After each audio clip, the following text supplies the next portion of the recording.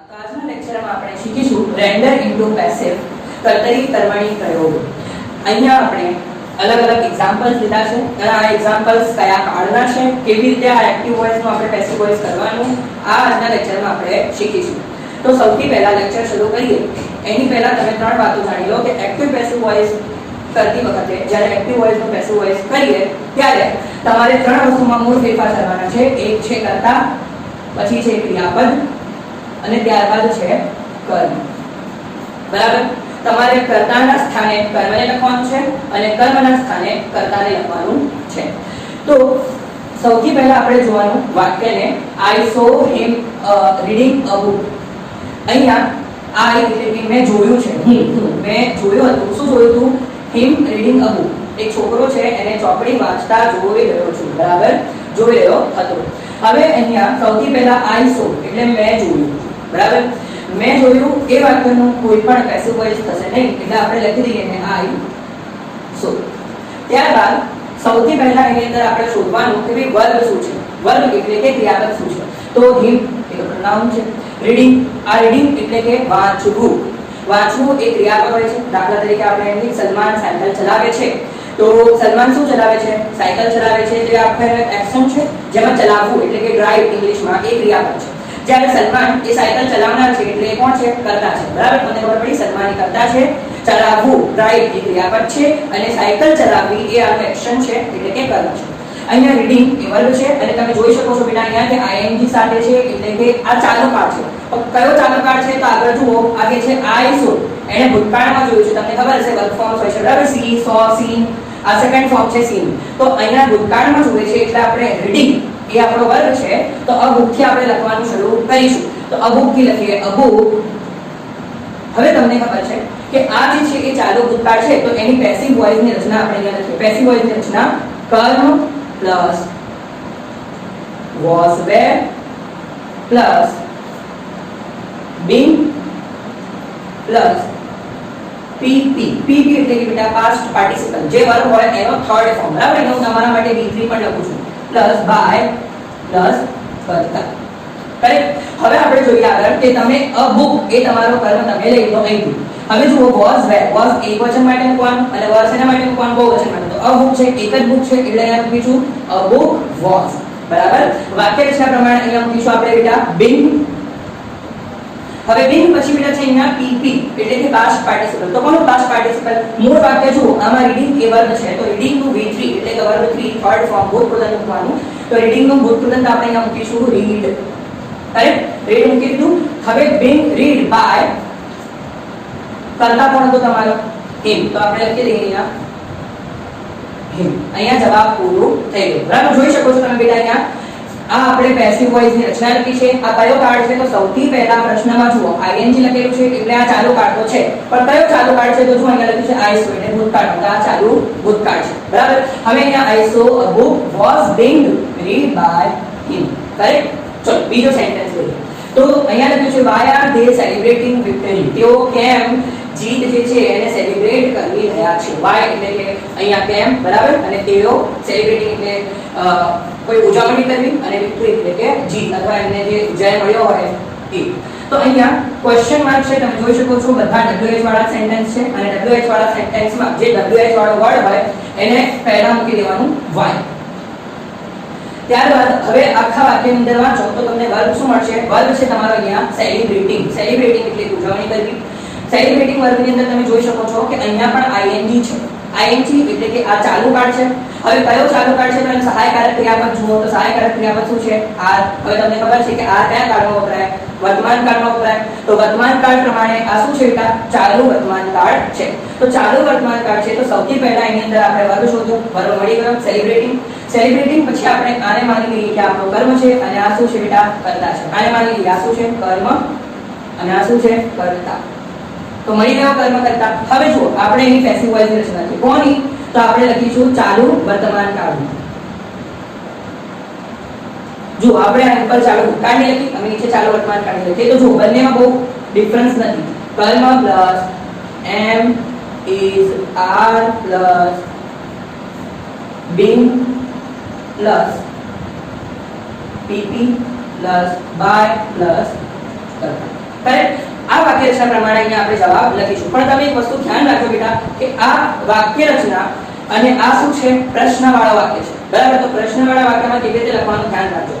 હવે y લખી દીધું તમે એના સ્થાને સૌથી પહેલા શું કોને લેવાનું છે અહીંયા કર્મને। તો કર્મ શું છે બેટા વિક્ટરી છે। તો હું જો અહીંયા કર્મ લખું છું ખાલી વિક્ટરી લખી દીધું વિક્ટરી। હવે ધ્યાનથી જુઓ કર્મ પછી એમ ઇઝ આ છે। હું ફરીવાર તમને કહું છું કે એમ એ આઈ ની જોડે વાપરવામાં આવે, ઇઝ એ થર્ડ પર્સન એમ જેમ કે હી શી ઇટ કોઈ પણ વ્યક્તિ હોય થર્ડ પર્સન હોય સિંગ્યુલર હોય બરાબર એક વચનમાં હોય તો એની માટે વાપરવામાં આવે છે। બિંગ વાક્ય રચનામાં છે પીટી એટલે તમારા હિસાબે અત્યારે ઉપર શીખ્યા આપણે V3 ઓકે। હવે જુઓ એમ ઇઝ આ મૂકવાનું છે પણ આ શું છે બેટા ક્વેશ્ચન માર્ક છે એટલે વિક્ટરી વિક્ટરી એટલે કે જે મેળવી છે અહીંયા જુઓ પ્રશ્નમાં જુઓ વાય આ છે। આ સહાયક ક્રિયાપદ કોના માટે વાપરવામાં આવ્યું છે આ સહાયક ક્રિયાપદ આ ધ્યેય માટે વાપરવામાં આવ્યું છે। અને તમને ખબર છે કે ધ્યેય એટલે તેઓ ધ્યેય એટલે તેઓ શેમાં હોય બહુવચનમાં હોય તો આ જે ધ્યેય છે એ બહુવચનમાં છે એટલે અહીંયા આ વાપરવામાં આવ્યું છે। પણ જે આપણો કર્મ અહીંયા લાયા આપણે વિક્ટરી એ સિંગ્યુલર ફોર્મમાં છે એટલે વિક્ટરી માટે આપણે અહીંયા શું લખીશું ઇઝ કરેક્ટ। ખબર પડી બેટા ફરીવાર કહું છું કે આ ધ્યેય છે એ બહુવચનમાં છે એટલે પ્લુરલ ફોર્મમાં છે એટલા માટે અહીંયા શું મૂકવામાં આવ્યું છે આર। આપની વિક્ટરી આપણે જે આગળ લાયા એકવચનમાં છે એટલે અહીંયા શું મૂકવામાં આવ્યું છે ઇઝ। તો y ઇઝ વિક્ટરી। હવે જો વાક્યમાં શું લખ્યું છે બિંગ તો લખી દઈએ આપણે y is victory Bing celebrating. તો સેલિબ્રેટિંગ માટે આપણે થર્ડ ફોર્મ લખવાનું સેલિબ્રેટેડ। તો સેલિબ્રેટેડ લખીએ અહીંયા સેલિબ્રેટેડ બાય કર્તા કોણ છે બેટા ધ્યેય। તો ધ્યેય જુઓ ધ્યેય અહીંયા કર્તામાં છે તો ત્યાં જશે તો કર્મમાં થઈ જશે એટલે અહીંયા શું લખાશે બાય ધેન કરેક્ટ। ખબર પડી ગઈ જો y પછી કર્મ પ્રમાણે કર્મ આપણે વર્ગની બાજુમાંથી લાયા વિક્ટરી આ ઇઝ આગળ કેમ મૂક્યું કારણ કે અહીંયા પ્રશ્નાર્થ વાક્ય છે। જો આ પ્રશ્નાર્થ વાક્ય ન હોત તો આપણે આ જે ઇઝ છે આ વિક્ટરીની આ બાજુ મૂકતા બરાબર। થર્ડ ફોર્મ જોઈએ હુ કેન ડિફીટ સુલતાન બરાબર। હુ કેન ડિફીટ સુલતાન એટલે કોણે સુલતાનને હરાવ્યો ડિફીટ એટલે કે હરાવવું કરેક્ટ। હવે જુઓ બેટા અહીંયા ધ્યાનથી કે જ્યારે હુ વાળો સેન્ટેન્સ હોય હુ એટલે કે કોણ તમને ખબર છે હુ વાળા સેન્ટેન્સમાં સૌથી પહેલા આપણે લખી દેવાનું બાય હું। જો કેમ આવું તો ધ્યાનથી સાંભળો આનું ગુજરાતી કરો પહેલા કોણે સુલતાનને હરાવ્યો। આનું ગુજરાતીમાં જ આપણે કર્તરી વાક્ય બનાવીએ બરાબર કર્મણી વાક્ય બનાવીએ કર્તરીનું તો કોના દ્વારા સુલતાનને હરાવાયો।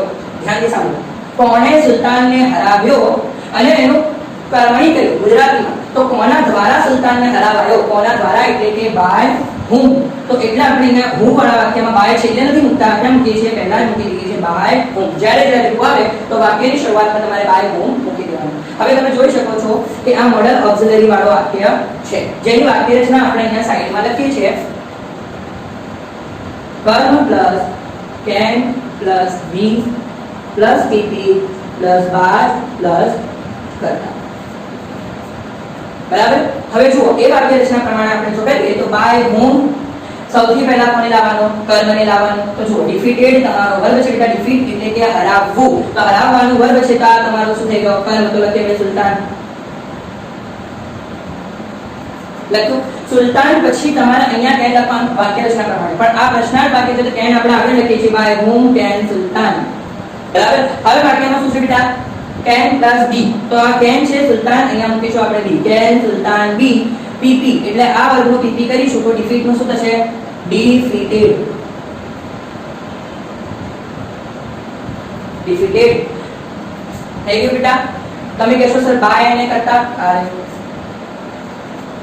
થઈ ગયું by whom can sultan be defeated okay. હવે લાસ્ટ સેન્ટેન્સ આપણે જોઈએ why is he writing reports તે રિપોર્ટ્સ કેમ લખે છે અહેવાલો કેમ લખે છે રિપોર્ટ્સ એટલે કે અહેવાલ। હવે એક વસ્તુ ફરીથી યાદ રાખો કે અહીંયા શું લખ્યું છે બેટા is તો આ is કોના માટે વાપરેલું છે રિપોર્ટ્સ માટે ના આ is કોના માટે વાપરેલું છે આ he એટલે કે કોઈ છોકરો છે થર્ડ પર્સન છે એકવચન છે એટલે અહીંયા શું વાપરેલું છે એને is વાપરેલું છે। y વાળું વાક્ય આપણે પહેલા કરી ચૂક્યા છીએ બરાબર તો અહીંયા લખીએ આપણે y લખી દીધું। હવે જુઓ આ વર્બ રાઇટિંગ એટલે કે લખવું તો ing માં છે ing માં છે અને અહીંયા શું લખેલું છે is ing માં છે અહીંયા શું લખેલું છે is એટલે આ શું છે ચાલુ વર્તમાન કાળ છે। ચાલુ વર્તમાન કાળની વાક્ય રચના અહીંયા આપણે લખેલી છે ચાલુ વર્તમાન કર્મ plus am is are plus been plus pp plus by plus કરતા તો અહીંયા આપણે લખીએ y। હવે y પછી આપણે શું લેવાનું છે કર્મ એટલે કે રિપોર્ટ્સ લેવાની છે તો અહીંયા લખીએ છીએ રિપોર્ટ્સ હવે જો બેટા અહીંયા લખેલું છે ઇઝ, તો ઇઝ તો આ હી માટે છે, પણ હવે આપણે કોના માટે લખવાનું છે? રિપોર્ટ્સ માટે. એમ આઈ માટે ઉપયોગમાં લેવા છે ઇઝ, હી શી ઇટ માટે ઉપયોગમાં લેવા છે, અને આ બહુવચન માટે ઉપયોગમાં લેવા. આ રિપોર્ટ્સ એમાં છે બેટા બહુવચનમાં છે, એટલે રિપોર્ટ્સ માટે આપણે અહીંયા શું કરીશું? ઉપયોગ by R reports. Correct. Reports માટે અહીંયા આપણે આ એટલે કે બહુવચનનો ઉપયોગ કરીએ. ત્યારબાદ વાક્ય રચનામાં બિંગ છે, તો રિપોર્ટ્સ બિંગ, રિપોર્ટ્સ બિંગ. હવે રાઇટિંગ છે એટલે કે લખવું. એક વસ્તુ જો બેટા રાઇટિંગ, તો એનો થર્ડ ફોર્મ છે રાઇટ, સેકન્ડ ફોર્મ છે રોટ, અને થર્ડ ફોર્મ શું હોય છે? રિટન. તો અહીંયા આપણે લખીશું રાઇટ, રોટ, રિટન. તો થર્ડ ફોર્મ છે રિટન. રિટન બાય હી નું શું થશે? હિમ. અહીંયા થઈ ગયું રિટન બાય હિમ. તો અહીંયા રિટન બાય હિમ. તો જો બેટા આપણે આજના લેક્ચરની અંદર ચાર સેન્ટેન્સ શીખ્યા જુદા જુદા, જેમાં તમે જોઈ શકો છો કે ચાલુ જે કાળ છે એ વધારે પ્રમાણમાં અહીંયા લીધા હતા, અને મોડલ ઓક્સિલરી પણ એક સેન્ટેન્સ લીધું. એક વસ્તુ હંમેશા યાદ રાખો કે જ્યારે તમે ક્વેશ્ચન માર્ક વાળું આવું પ્રશ્નાર્થ ચિહ્ન વાળું કોઈ વાક્ય કરો બેટા, તો એનું સહાયકારક ક્રિયાપદ કર્મ પછી નહીં મૂકવાનું. જો અહીંયા વાક્ય રચનામાં કર્મ પછી સહાયકારક ક્રિયાપદ છે, અહીંયા બી કર્મ પછી છે, બરાબર, અહીંયા બી મેં લખ્યું છે કર્મ પછી. પણ આપણે જ્યારે ક્વેશ્ચન માર્ક વાળું કરીએ વાક્ય, ત્યારે કર્મની પહેલા એનું સહાયકારક ક્રિયાપદ મૂકવાનું. જો આ કર્મ છે, એની પહેલા સહાયકારક ક્રિયાપદ, અહીંયા બી આ કર્મ છે, તો એની પહેલા સહાયકારક ક્રિયાપદ, અહીંયા બી આ કર્મ છે, વિકૃત, તેની પહેલા સહાયકારક ક્રિયાપદ, બરાબર, કારણ કે આ પ્રશ્નાર્થ વાક્ય છે. એક વસ્તુ યાદ રાખો કે એક્ટિવ પેસિવ વોઇસ કરતી વખતે આપણે હંમેશા ત્રણ વસ્તુનું ખાસ ધ્યાન રાખવાનું: કર્તા, કર્મ અને ક્રિયાપદ. અને એક વસ્તુ બેટા કે તમે જ્યારે આ કરશો એક્ટિવ નું પેસિવ, તો તમારે વર્ક ફોર્મ યાદ હોવા ખૂબ જ જરૂરી છે. એટલે તમે ચોપડામાં લખાવેલા વર્ક ફોર્મ જરૂરથી યાદ કરો. નેક્સ્ટ લેક્ચરમાં આનાથી આગળ વધીશું.